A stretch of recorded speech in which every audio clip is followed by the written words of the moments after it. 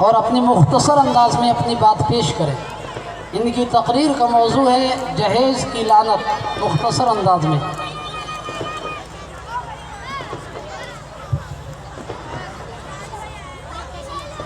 السلام علیکم رحمۃ اللہ وبرکاتہ۔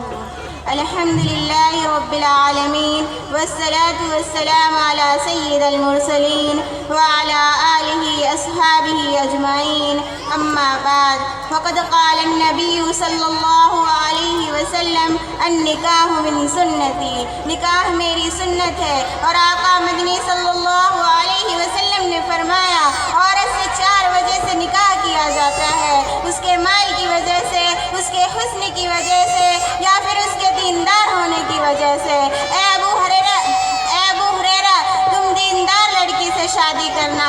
حضرات گرامی، جہیز کی لعنت کو جاننے سے پہلے میں نکاح کی اہمیت و افادیت پر روشنی ڈالنا چاہوں گی تاکہ معلوم ہو سکے جہیز کا نکاح سے کوئی تعلق نہیں ہے۔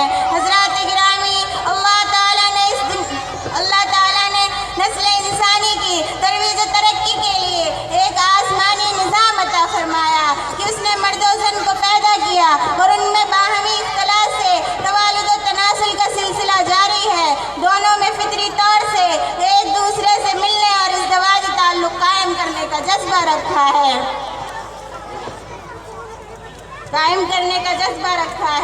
میاں بیوی کا مرتبہ عطا کرنے کے لیے نکاح کرنے کا حکم دیا ہے، یعنی دونوں عاقل بالغ آزاد مرد عورت آپس کی رضامندی اور خوشی سے گواہوں کی موجودگی میں ایک ساتھ میاں بیوی رہنے کا عہد و ایجاب قبول کرا دے۔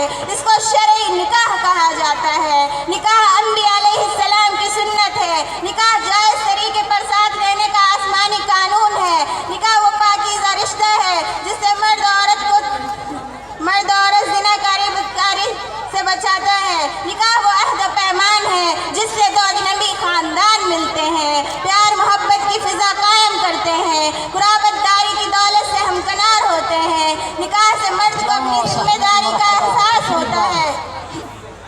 نکاح سے عورت کو اپنی عصمت کا پتہ چلتا ہے کہ پہلے وہ ایک لڑکی تھی مگر نکاح نے اس کو بیوی بنا دیا، ماں کا بلند مقام دے دیا، اولاد کی تربیت کا ذمہ دار بنا دیا۔ میرے دوستوں اور ماؤں اور بہنوں، دیکھیے نکاح کی سنت نے کتنے فوائد و منافع سے مالا مال کیا ہے۔ اللہ نے اس سنت کو انتہائی سادہ اور فطری انداز میں ادا کرنے کا حکم دیا ہے۔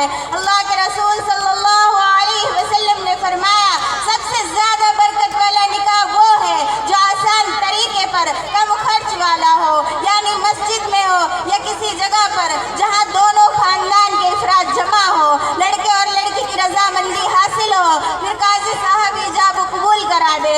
اگر استطاعت ہو تو شوہر ولیمہ کرے، لڑکی کے والدین اسے پسند کرے تو اپنی بیٹی کو کچھ گھریلو سامان دے دے، ورنہ بیوی کا سارا خرچہ شوہر کو پورا کرنا ہے۔ اللہ کے رسول صلی اللہ علیہ وسلم نے حضرت فاطمہ زہرا رضی اللہ تعالیٰ عنہ کا نکاح اس انداز میں کیا کہ حضرت علی کو بلایا، مہر کے لیے فرمایا، پھر مسجد نبوی میں نکاح پڑھا دیا اور کچھ ضروری سامان دے دیا، جیسے گدا، تکیہ، چند برتن، جس کو عربی میں جہیز کہا جاتا ہے۔ اسی جہیز کو سنت کا نام دے کر ہندوستان پاکستان کے مسلمانوں نے جہیز دینے اور لینے کا رواج بنا لیا ہے۔ حالانکہ حضرت فاطمہ رضی اللہ تعالیٰ عنہ کے جہیز سے اس کا کوئی تعلق نہیں ہے۔ ہندو پاک کی جہیز کی رسم اور اس کا رواج خالص مشرکانہ رسم ہے۔ جس طرح غیروں میں لڑکی والے لڑکے کو تلک کے نام پر رقم دیتے ہیں، جہیز کے نام پر لاکھوں روپے کا سامان دیتے ہیں، انہی کی دیکھا دیکھی مسلمانوں نے بھی اس رسم کو اختیار کر لیا۔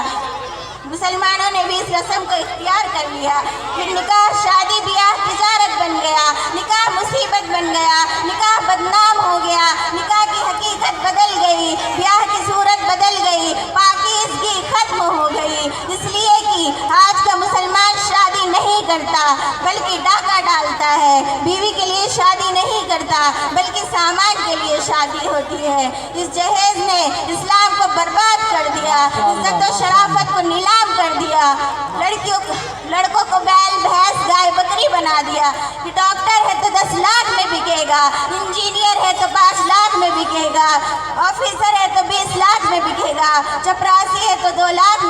किया। इसी तरह लड़की वाले रकम देकर लड़कों को लड़की का गुलाम बना देते हैं, और जिन वालिदैन के पास जहेज की रकम देने की वसात और गुंजाइश नहीं रखते, उनकी बच्चियां जलील की जाती हैं, जलाई जाती हैं, मारी की जाती हैं।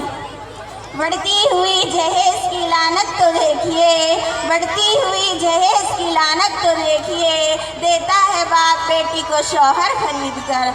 वमा अलैना इल्लल बलाग। अस्सलामु अलैकुम।